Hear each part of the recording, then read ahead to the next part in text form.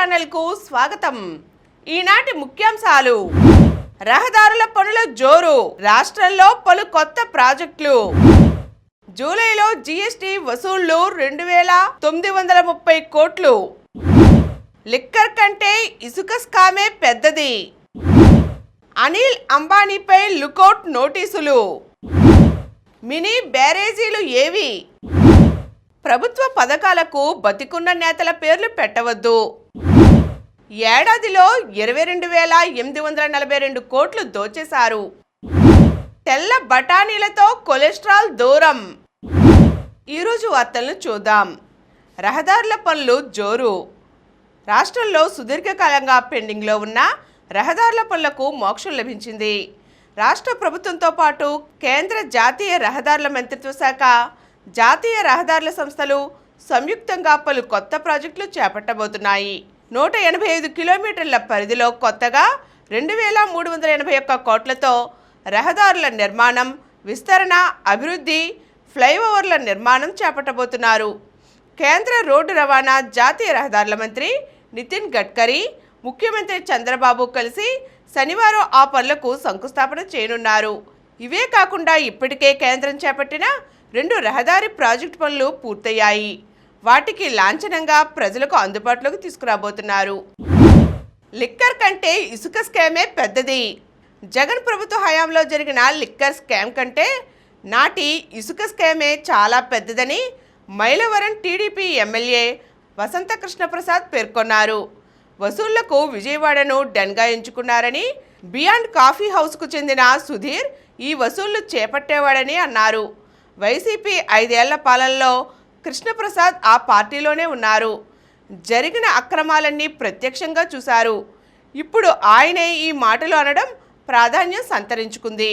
ప్రత్యేక దర్యాప్తు బృందం ఏర్పాటు చేసి విచారణకు పిలిస్తే మొత్తం చెబుతానని స్పష్టం చేశారు. వైసీపీ ప్రభుత్వం ఏజెన్సీలను ముందు పెట్టి తెర వెనుక అనధికారికంగా వేల కోట్ల ఇసుకను అక్రమ వ్యాపారం నడిపిందని, పోలీసులు అడ్డుకోకుండా కేసులు పెట్టకుండా ఆ రోజుల్లో ఆ పార్టీలో నెంబర్ 2గా ఉన్న విజయసాయిరెడ్డి మాట్లాడేవారని చెప్పారు. పెద్దలకు అయాచితంగా లబ్ధి కలిగేదని, సిండికేట్లకు మాత్రం నష్టం వచ్చేదని, దాంతో 4-5 నెలలకే వారు వైదొలిగేవారని, వైసీపీ పెద్దలు మళ్ళీ కొత్తగా సిండికేట్లను ప్రోత్సహించేవారని తెలిపారు. ఏడాదిలో 22,842 కోట్లు దోచేశారు. ఒక్క ఏడాది ఏకంగా 22,842 కోట్లు.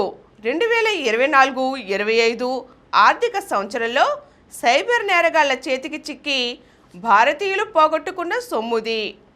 అంతేకాదు, గత ఏడాది తొలి 3 నెలలతో పోలిస్తే ప్రస్తుత ఆర్థిక సంవత్సరం 2025-26 తొలి 3 నెలల్లో 8 రెట్లు అధికంగా సైబర్ నేరాలు జరిగినట్టు అంచనా. ఢిల్లీకి చెందిన డేటా ల్యాబ్స్ సంస్థ తాజాగా విడుదల చేసిన నివేదికలో ఈ దిగ్భ్రాంతికర అంశాలు వెల్లడించింది. ప్రస్తుత ఆర్థిక సంవత్సరంలో సైబర్ నేరాల బారిన పడి సుమారు 1.2 లక్షల కోట్లు కోల్పోయే అవకాశం ఉందని Indian cyber crime coordination centre అంచనా వేసినట్టు తెలిపింది.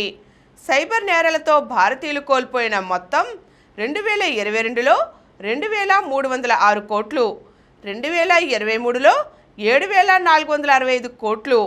అయితే సైబర్ నేరాలకు సంబంధించి 2023లో 15.6 లక్షల ఫిర్యాదులు రాగా 2024లో 20 లక్షల వరకు ఫిర్యాదులు వచ్చాయి. 2019తో పోలిస్తే ఈ సంఖ్య 10 రెట్లు ఎక్కువని వెల్లడించింది. జూలైలో జీఎస్టీ వసూళ్లు 2,930 కోట్లు. రాష్ట్రంలో జూలైలో నికరంగా 2,930 కోట్ల జీఎస్టీ వసూలైంది.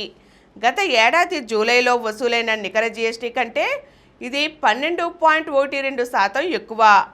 అంతేగాక 2017లో జీఎస్టీ అమల్లోకి వచ్చినప్పటి నుంచి ఇదే అత్యధిక నెలవారీ నికర వసూళ్లు. ఈ ఏడాది ఏప్రిల్ నుంచి జూలై వరకు నికర జీఎస్టీ పెరుగుతూ వస్తోంది. స్థూల జీఎస్టీ వసూళ్లు కూడా గత ఏడాది జూలై కంటే 14% పెరిగాయి.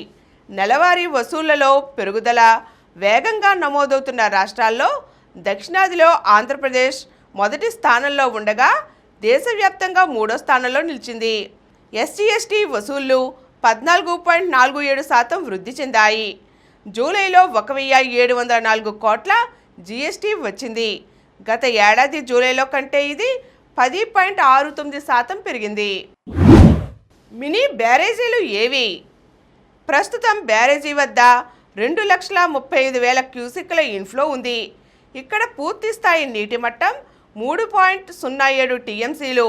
18 నుంచి 19 టీఎంసీలు ప్రకాశం బ్యారేజీ నుంచి రోజు సముద్రంలోకి వృధాగా పోతున్నాయి. ఎగువ నుంచి ఉరకలేసుకుంటూ వస్తున్న కృష్ణమ్మ అదే వేగంతో కడల్లో కలిసిపోతుంది. బ్యారేజీకి దిగువన నిర్మించవలసిన మినీ బ్యారేజీలు కాగితాలకే పరిమితం కాగా వరదలు వచ్చిన ప్రతిసారి వందలాది టీఎంసీల నీరు సముద్రం పాలవుతోంది.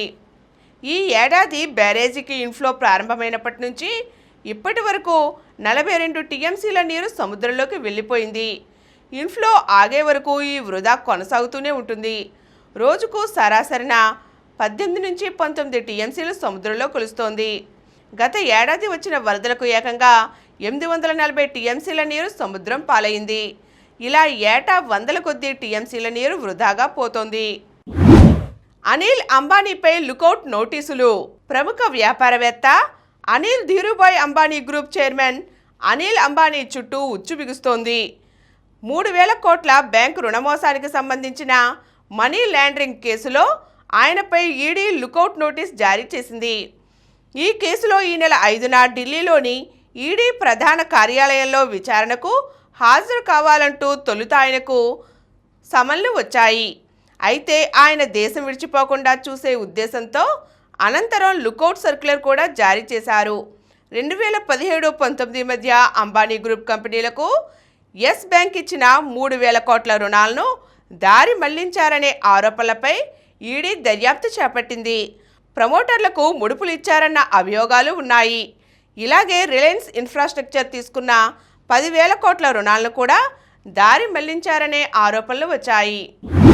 ప్రతి రైతు కుటుంబానికి 20,000. రైతు కుటుంబాలకు ఆర్థిక సహాయం అందించే అన్నదాత సుఖీభవ పీఎం కిసాన్ పథకం మార్గదర్శకాలను ప్రభుత్వం శుక్రవారం జారీ చేసింది. ఈ రోజు నుంచి అమలు జరిగే ఈ పథకంలో కనీసం 10 సెంట్ల భూమి కలిగిన రైతులు, అటవీ భూమి సాగు హక్కుదారులు, భూమి లేని కౌలు రైతులకు ఏడాదికి 20,000 చొప్పున లబ్ధి చేకూరనుంది. ఇందులో 6,000 సీఎం కిసాన్ కింద కేంద్ర ప్రభుత్వం ఇవ్వనుంది. మిగతా 14,000 రాష్ట్ర ప్రభుత్వం జమ చేయనున్నది.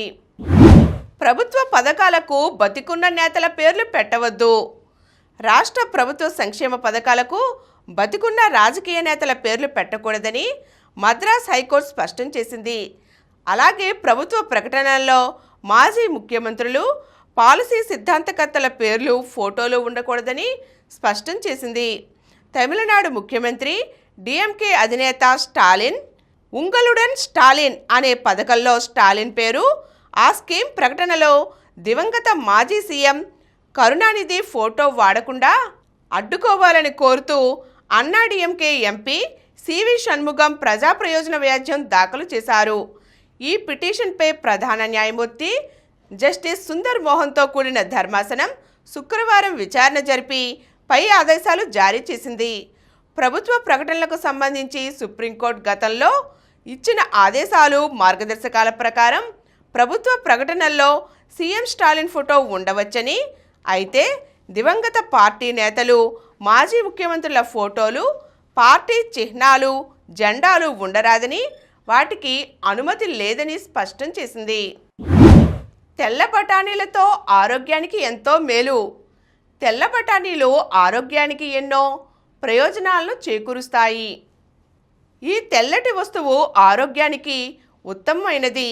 ఇది కొలెస్ట్రాల్ నుంచి చక్కెర వరకు అన్నిటినీ క్షణాల్లో నియంత్రిస్తుంది. ఇందులో protein, fibre, vitamin C, B6, iron, magnesium, potassium, phosphorus మొదలైన పోషకాలు ఉన్నాయి. ఇందులో ఫైబర్ జీర్ణక్రియను మెరుగుపరచడంలో కీలక పాత్ర పోషిస్తుంది.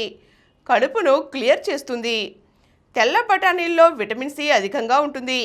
ఇది రోగనిరోధక శక్తిని బలోపేతం చేస్తుంది. ఇక రక్తంలో చక్కెరను నియంత్రించడానికి ఇది పనిచేస్తుంది. డయాబెటీస్ సమస్యను నివారిస్తుంది.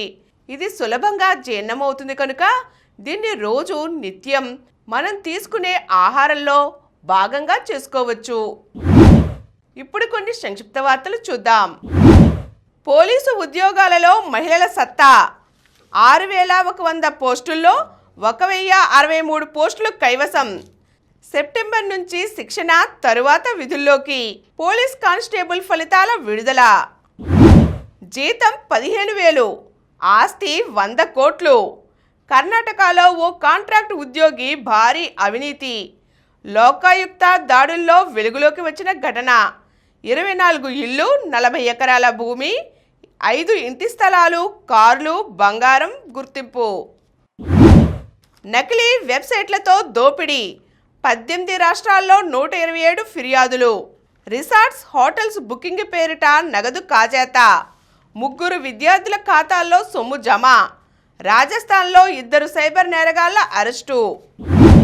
సాఫ్ట్వేర్ ఉద్యోగికి సైబర్ నేరగాళ్ల వల.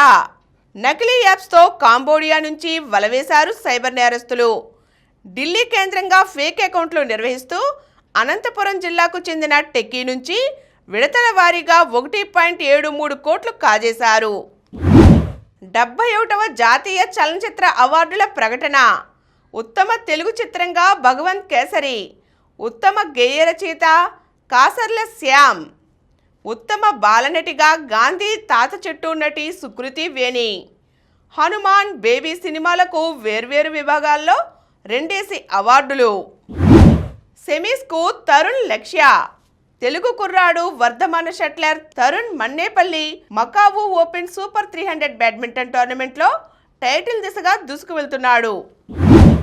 ఆకాంక్ష, సంచిత్కు స్వర్ణ పతకాలు. దక్షిణ కొరియాలో ఇటీవల జరిగిన ఆసియా రోలర్ స్కేటింగ్ ఛాంపియన్షిప్లో ఎండూరు ఆకాంక్ష, సంచిత్ చౌదరి స్వర్ణ పతకాలు సాధించారు. హైదరాబాద్కు చెందిన వీరు సీనియర్ షో గ్రూప్లో పతకాలు అందుకున్నారు. మరిన్ని వార్తా విశేషాలతో రేపటి సంబరం న్యూస్లో తిరిగి కలుద్దాం. Thank you. ప్రతిరోజు వార్తా విశేషాల కోసం అనతి కాలంలోనే 20 కోట్లకు పైగా వ్యూస్ సాధించిన సమరం ఛానల్ సమర్పించు సమరం న్యూస్ ఛానల్కు సబ్స్క్రైబ్ చేయండి, లైక్ చేయండి, మీ ఫ్రెండ్స్కి షేర్ చేయండి. అలాగే ప్రక్కనున్న గంట సింబల్ని ప్రెస్ చేయడం మర్చిపోకండి.